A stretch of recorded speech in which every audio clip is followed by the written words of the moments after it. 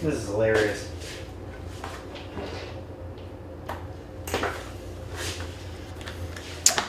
Doot, doot. Alright guys, just sit tight for me just for 1 minute.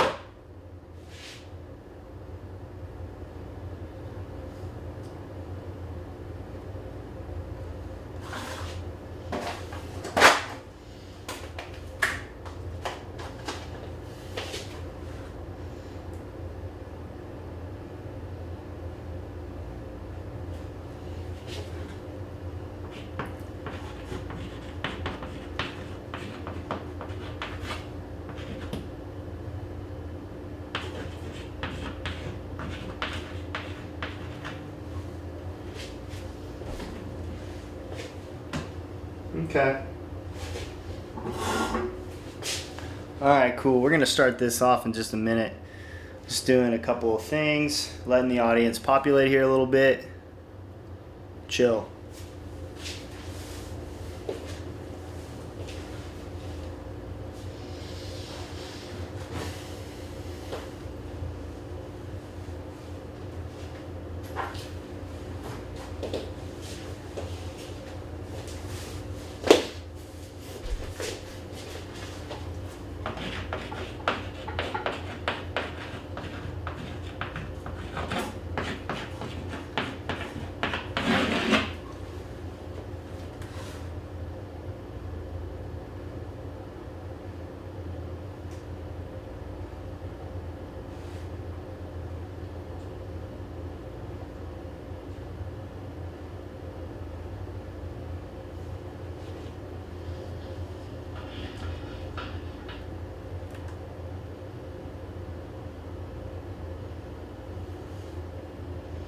What is going on? Okay, all right, so we're gonna do a little chalkboard talk. As you can see up here, we're actually in my living room right now, which I have a chalkboard wall, which should not surprise you. This is the morning chalk up after all, and what would the morning chalk up be without a plethora of chalkboards? So I actually have a chalkboard right behind this camera. I have a chalkboard right here. I have a chalkboard upstairs, and I have a whiteboard in the office. So kind of didn't do the whole chalkboard thing there, but hey, nonetheless, we're doing some testing, some technology testing right now, and so what you're seeing here is coming from my Sony camera, and we're doing a little bit of live stream tests and stuff, so I hope all the audio is coming in pretty okay. Anyways, so I'm going to be reading some of the comments over here, just checking some things out, and then I'm also going to be talking about a couple of things that are coming up. So the reason why I'm doing this is that ultimately we want to test some of the technology that we have and make sure it's working right. Already ran into a couple of snafus, but that's just how this goes. And so anyways, I'm just going to dive in here. If you have any questions, go ahead and submit them in the comments, and I'll get to them one by one. But right now we're going to talk a little bit about live streaming. So for instance, watching live. You're going to be able to watch the CrossFit Games live on YouTube and on Facebook, and we're working really hard to make that happen. So Rob Orlando and Jeff Brightwell from the CrossFit HQ team from years past on regionals and in the games, they're going to be doing the color commentary and the play-by-play, and you'll be able to watch that completely for free. If you go to morningchalkup.com, you'll always be able to catch a stream there, or you can go ahead and subscribe on YouTube, follow us on Facebook and set a reminder, and then you'll also be able to watch live there. So we're working really hard to make that happen. This is a little bit of part of the test for that. So number two, the Morning Chalk Up Show. The Morning Chalk Up Show is something completely new. Now it does use our name and it says show behind it, but this is something that we've never done before. So Tommy Marquez is going to be the host of the Morning Chalk Up Show twice on Wednesday and then 3 times a day on Thursday, Friday, Saturday, and Sunday. We're going to be hosting a sports style show where we're going to invite guests on. A lot of the people that you've already heard of before and you've seen on camera, we're going to be inviting them on as guests to discuss what's going on in the field of play, what you're actually seeing, breaking down some of the numbers, the statistics, talking about why this athlete versus this athlete is looking better this year at the games than previous years, why we're picking them. We're going to have a robust debate about what we think is going on, what the major stories of the day are, and also be able to bring you behind the scenes a little bit to the action of the games. This is not like other shows that you've seen before that have come from CrossFit and other entities. This is going to be a lot more like a House of Highlights or an ESPN style show, where we're going to be able to, have a couple people opposite one another talking about what they're seeing in the field of play, what matters, breaking down the competition, the statistics and stuff, and then bringing that to you. So that's going to be really fun. It's a brand new thing. We're actually doing that live from the Fit Aid Beer Garden in Madison, and so we will have a stage built and set up, and we're going to be bringing that coverage to you live. And that is actually something that's super cool. We've been working really hard on that, building out all the assets and the technology to do that and support that. This is a part of the test. This is only a 1-camera test. We'll have 3 cameras there, and they'll be nicer cameras, but the technology is still the same. So right now it looks like we're going pretty good. We're still streaming live and it hasn't gone down yet, so that's pretty encouraging. It looks pretty high definition too, so that's kind of fun. So ultimately, look, if you guys have questions, just put them in the comment here. I want to be able to get to them individually and sort of address anything that's come up here. One of the most common questions that we always get, I'm going to do this chalkboard like a teacher, is the 2019-2020 Open. When is it going to be? So I'll tell you, I do not know the answer to that. But what I do know the answer to is that the Filthy 150 is happening on November 22nd. So if you do a little bit of quick math and say, well, okay, November 22nd is when the Filthy 150 happens. The Open is 5 weeks long.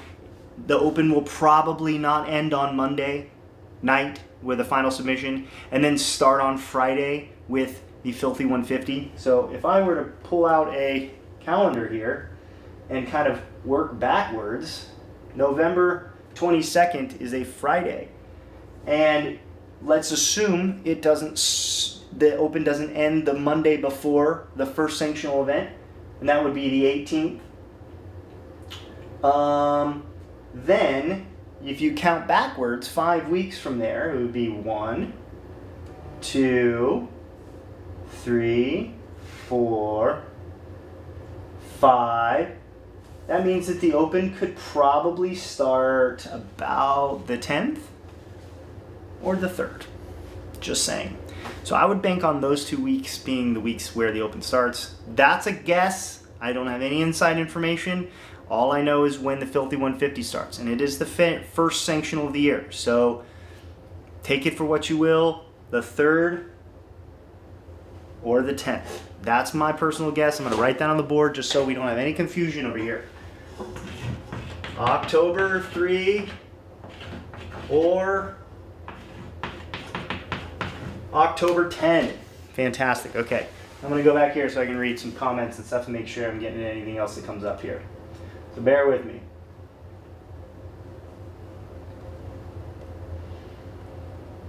Okay. So one of the other common questions that we get all the time is about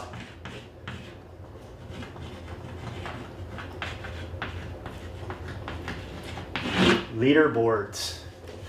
Okay, I want you guys to listen to me. This is really simple. We just built a brand new leaderboard that includes the leaderboard from all the sanctioned events, power rankings, which ranks the top 75 athletes numerically and statistically. I personally, Justin, did not select who the top 75 athletes are by hand. We actually used a computer, and we just developed an algorithm. And that algorithm processed a bunch of key information that we know about these athletes and how they've performed over a series of events. And we plugged that into this fancy little math calculator, and it outputs a numerical value for each athlete. And that's how we rank them. Matt Frazier's number 1. Shouldn't come as a big surprise. Patrick Bellner's number 2. Brent Fikowski's number 3. Looks pretty similar, to what the podium looked last year and in years past, minus Lucas Högberg. Nonetheless, I'm telling you, we did not select these by hand. We used the computer and developed an algorithm to process these numbers and come back with a value. These are our power rankings, and we do think that there will be some areas where the numbers don't align with performance. Give you a great example. Jacob Heppner, phenomenal athlete, killer athlete, we have strikingly little data on Jacob Hepner because he competed in exactly one sanctioned event where he placed second to Matt McLeod, the Australian CrossFit Championship, just a little bit after the Open. And he did the Open this year where he absolutely crushed it. And then we have no other information about him because he hasn't competed at regionals in at least one season, and he hasn't been at the games for a couple of seasons. He's currently ranked, I think, 42nd or 44th on the list. There's an athlete where I think should be a lot higher on the list, but he's not, just because the numbers don't match for him. So when you're going through the power rankings, take this with a little bit of a grain of salt. Just understand, while I personally may have put some other people higher and some other people lower, the math doesn't put them that way, okay? So I just wanted to address that for a second. But if you're looking for something to really dive into and look at which athletes should I be paid attention to going into next week, that's a perfect place to start. And there's going to be a lot of information about how they performed over the season. All you got to do is click on their name, and that's fantastic. The best way to get there is go to morningchalkup.com. There's a little button over there on the top right. Hit it. Global leaderboard. Boom. You're good to go. The other thing that we're going to be doing that's a little bit different, and I'm going to pull this up because this is really unique, and I want to make sure that I explain it a little bit. So if you're going to morningchalkup.com and you pull up our current leaderboard, we have, well, whenever this thing gets around to doing it, we have some pretty cool stats on there, okay? And what we're going to be calculating live at the CrossFit Games is actually efficiency points. Now, we're probably the first people to ever try to do this. It's really not that complicated, but just no one seemed to have wanted to do it. So I'm going to walk you guys through it real quick. Now, what you can see is, if you go to morningchalkup.com, you'll see a leaderboard up at the top right. So you go ahead and click that, and then you go to the leaderboard, and then you go to results. Whenever my internet decides to work, hit CrossFit Games, go to global leaderboard, and then hit results, okay? Now this results page right here, this is really fancy, okay? This thing's really fancy. We've done some really cool things that I think you guys are going to want to pay attention to. So number one, we're going to be calculating the average position that an athlete does over the course of an event, specifically for the CrossFit Games. We're also going to be tabulating their points per event. So how many points do they average across all of their events? I'll give you a good example here. Matthew Frazier is an astounding 2.6 placement average in the Dubai CrossFit Championship across 10 events. He averaged a 2.6 placement. He also has an average points per event earning of 93.5 points, okay? And then we're also going to be doing one other statistic, one's from points from podium. Okay, so oftentimes you're trying to do this math really quick in your head, and you're like, well, how many points away is he from the third place person, or how many and stuff. We're going to do that math for you. So if you were looking at an existing results page, you'll notice it's got a lot of colors on it like this, and this is super cool. So if you're scrolling down and you're like, oh my gosh, man, Jason Smith, he's 117 points from podium. And so you can track that athlete and you can follow them along as they're going and seeing, okay, well, how far away is he, and et cetera, et cetera. So something I wanted to point out, we're going to be doing that at the CrossFit Games. That's going to be a key tool in actually tracking athletes' performance over the course of 10, 13, 15 events. We have no idea how many there are, but we're going to be tracking that so that you don't have to. And, I think it's going to be a valuable resource to work on. So anyways. Oh, there we go. All right, I'm going to go to social and see if there's any questions that I can answer. Can you ask the athletes getting 10 plus pairs of shoes if they're looking for a place to send their unwanted ones? I'm pretty sure, Jesse, that everybody wants their shoes. Just a thought. But if I run into anybody that's looking to give away a 12.5, I'll let you know. So,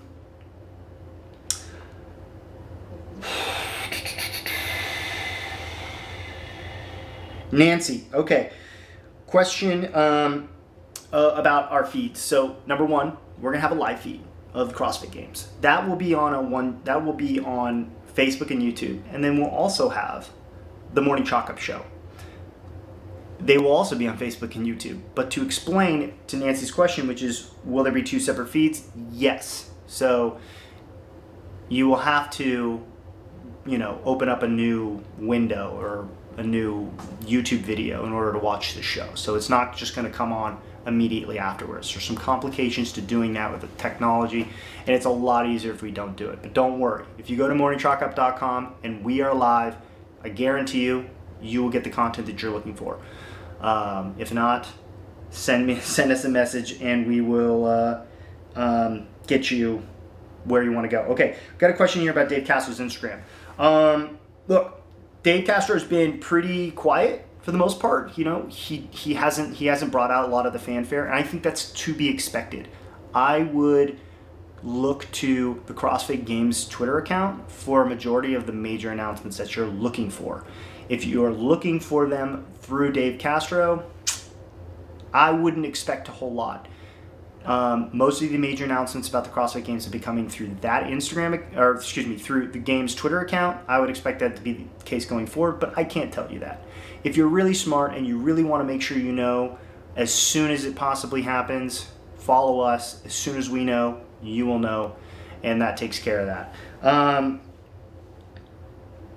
Yeah, I wouldn't be going for a lot of hints coming out of there. It's just not likely to happen. That's just my personal opinion, but we haven't seen a lot of that this season, so I wouldn't expect that to change for the games. I think a lot of those theatrics and things that we'd come to expect from Dave are going to be toned down a lot more. We've seen that throughout the season. I'd expect that to continue, but what do I know? I just watch this stuff for fun. Okay, all right. Let's see what else we got here. Do the athletes get free games gear for the ones that aren't sponsored by big brands? Absolutely. Okay, this question's coming from Callie. 100% yes. Okay, we just wrote a story about that published today. It's on morningchalkup.com, way up at the top. And every single athlete that is qualified for the CrossFit Games is getting a huge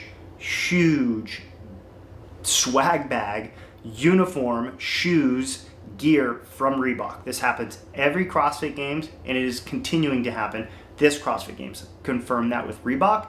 They gave us, a couple of hints. They didn't tell us everything, but we know that athletes will be getting a huge bin of supporting stuff for the CrossFit Games when they show up for athlete check-in early next week. Now, we also know that there is a second fitting on Friday night, which means there's probably some additional gear that they're going to be getting for the athletes who have made it to the later rounds. We don't know how many athletes will get fitted, and we don't know how many athletes will get fitted after that, or if there's another one. What we do know is that there is one, and that is happening on Friday night, presumably after competition, and that would be for the Saturday and Sunday events. That's all I know. Beyond Reebok, a lot of other brands are giving away tons of free gear for athletes. Bear Complex is giving away their brand new Diamond grips. We know that Noble gave every single national champion, or they offered every single national champion a free pair of Noble shoes if they wanted to wear them. 93 of them said, heck yeah, I'm in. And presumably a lot of those athletes will be wearing those shoes on the game floor once it comes down for competition. So that's pretty cool. Nike is also sponsoring or taking care of their sponsored athletes. No word exactly on whether or not they're going to be supporting non-sponsored athletes. My guess would be no, but I don't really know that for sure.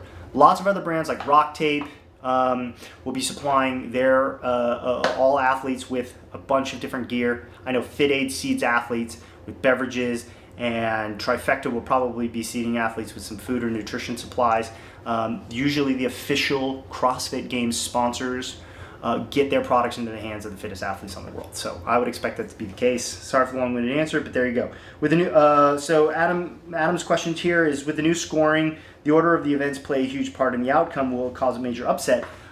Really, that's kind of hard to say. And the reason why, and I'm not taking a pass on the question itself, is that we don't know how many events there are, and we don't know how this is going to play out. And so I'd be a little bit hesitant to say it's going to cause a major upset. What I can tell you for sure is that if an athlete comes around and is placing in the top 5 in every single event, it's pretty hard to envision a major upset coming. Now, I do love to get into the numbers, and what I haven't done yet is haven't spent a lot of time gaming out the final later events. There is some kind of interesting scenarios because the point gap increases precipitously once the athletes get into the later stages of competition. And so once you have these point gaps up there, it's very possible for an athlete to catch up if another athlete gets, let's just say, 5th, 6th, 10th, then the point gap can get pretty serious. Now, do I consider that to be an upset? I don't know yet, because 10th out of 10 athletes is a failed test. So I don't exactly agree that that would be an upset, but I don't know that yet. So I'm only hypothesizing a little bit. I'm speaking, casually here. We will see, and I need a little bit more time to formulate an opinion on that. But nonetheless, I think this is, this is going to be an interesting year to see how this plays out. How much of the Masters events will you be covering, Chris? I don't know how many of the Masters events we'll be covering right now. There's 2 reasons for that. Number 1, we don't know how many Masters events there's going to be, and we don't know how many conflicts there will be with the individual and team divisions. What I can tell you right now is we're bringing the most people we've ever brought to the CrossFit Games. We're bringing 15 total people in to cover this event, and I know that our resources will be stretched really thin, even with the 15 that we're bringing. So once I know more information about how the Masters and the team divisions will actually get played out, whether there'll be conflicts with the individual and the teams, then I'll know more about what we can do. 2 questions. Can Vellner beat Frazier? Can Sarah beat Tia? Gosh, that's a tough one. We are going to have an episode that's specifically dedicated towards discussing who we think is going to make it to the podium. But my unofficial opinion is no. I don't think that Matt Frazier is going to lose. I think that Sarah Sigmundsdottir has a chance. I think the gap isn't quite as wide there, and I think that there are a lot more females who can shake up the points system. So it's not just about whether or not I think that Patrick Vellner can actually beat Matt Frazier. It's whether I think that Patrick Vellner and the rest of the field can beat Matt Frazier, because what Patrick Vellner needs is athletes to come up from the bottom or from the top 5 or from the top 10 and send Matt Frazier down and create gap between Frazier and Vellner. I think on the female side, there's absolutely enough athletes that are top caliber that can cause a lot of point spreads. So I think that Tia can lose, and I think that Sarah can win. The scenario that makes it possible is having competitive field in the top 6. I mean, just listen to these athletes for a second. We've got Tia Toomey. We have Sarah Sigmundsdottir, Katrin Davidsdottir, Annie Thorsdottir, Kristen Holta, Brooke Wells. Like, any one of these athletes can take a number 1 position at any time. And so I think that it's way more realistic and way more possible, statistically speaking, on the female side, given the fact that the top 10 females are stacked. That's just kind of how I'm going about that one. But anyways, do you have any idea of what the feed from CrossFit will be like, such as static camera or multiple? Based on everything that I've been told in working with CrossFit over the last couple months on preparing to do a live stream, is that there will be multiple cameras on the field of play. They will be providing some light graphics.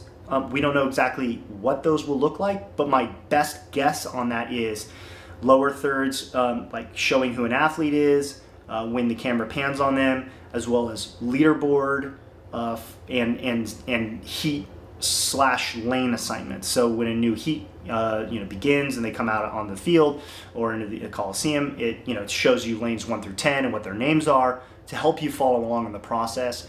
Our commentators are going to help you do that too, since they will also know. And then after an event closes, a global sort of leaderboard that can get popped up. So that's what I know about the field of play. It won't be that you'll hear a lot of audio from the field of play. I think there'll be a little bit, like barbells dropping and some other components like that. For the most part, you'll be hearing the commentators and the play-by-play. And so I think it's going to be really. I know some of the people that are working on this and behind the scenes, and I think it's going to be a very professional, very good quality live stream that they've done in the past. It's just going to be with different voices calling it. Okay, so I wouldn't lower your expectations too much when it comes to that. Things that we've seen and things that we've heard from them while talking to them have been very good, very positive. So all things good there. Can we speak to the future of the age group divisions? Unfortunately, no. What happened this year was that the age group numbers got cut from 20 to 10. Glassman hasn't indicated in any sort of way to me or through any other channels that he plans to cut them. But every season is an opportunity for reevaluation. So I don't see them getting cut and removed altogether, but I also wouldn't see them getting expanded either. So I think that 10 and where they are right now is probably what I would expect next year, but it's really not up to me. But no indications have been given to me or anybody that I've talked to that makes it sound like they're going to go away. So I think you're pretty safe there.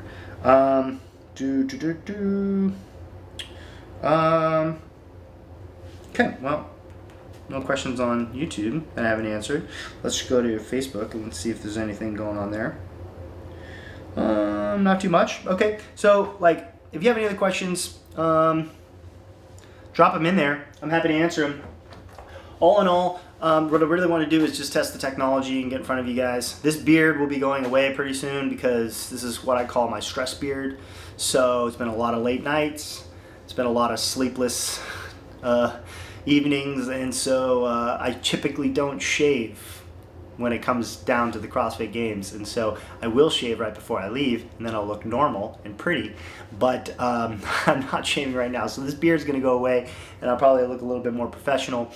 Last sort of question is there something that you want to see covered or done or that's interesting, and what kind of ideas do you have for coverage of the CrossFit Games? We are a pretty open book, and thankfully we can do whatever we want. I mean, we can't do whatever we want, but we can cater and tailor our coverage to what our readers and our fans want to see. So it's my goal to listen to what you guys have as far as you would like to see this or stat coverage like this, or we'd like to see leaderboards like this. If there's ideas that you have, just put them in the comments. Like, I'll be going through here and looking again and checking things out. And we would just love to know more about what you guys are interested in seeing. So ultimately, this is about you, and we want the fans to be happy with the coverage that we're providing. We're pretty excited about it, but we haven't thought of everything. So I'm more than willing to be receptive and listen to what you guys have and the ideas that you have. So please just put them in the comments, and we'll check it out. I'll do one more pass, and then if there's nobody else that has any questions, we're going to go ahead and move on. Get athlete interviews, Mason? Yes, we will get lots of athlete interviews. It's our goal to try and get as many of them as possible. We have to respect their time, and we can't make them do it. We certainly understand that they've got a lot going on, but we're gonna be in a position to grab them and to be able to get them on camera. So we're gonna do the best that we can, and hopefully we're gonna get some athlete interviews you're looking for. So Scott's asking, how do you think Rich's cousin will do in the age group divisions? Honestly, Scott, I don't know him very well. And I haven't been following his career, but I did talk to Rich yesterday, and he's super excited about seeing him compete, and he thinks he thinks he has what it takes to be a really good athlete and competitor. So I would take it from the fittest, the GOAT, and I'd keep my eyes on him. So that's that much I can say for sure. We'll see if we got any other questions, and then we will rock and roll. When will our coverage for the games begin? So, easy question. Coverage of the games begins on Wednesday. Now, technically, we are covering the games right now by doing this live stream, but we will start our live show Wednesday morning from inside the beer garden. So stay tuned for that. We will be increasing our coverage every single day leading up to the CrossFit Games. So we're not stopping. We are running full steam ahead, trying to get you all the information that you're looking for. So, coverage starts now.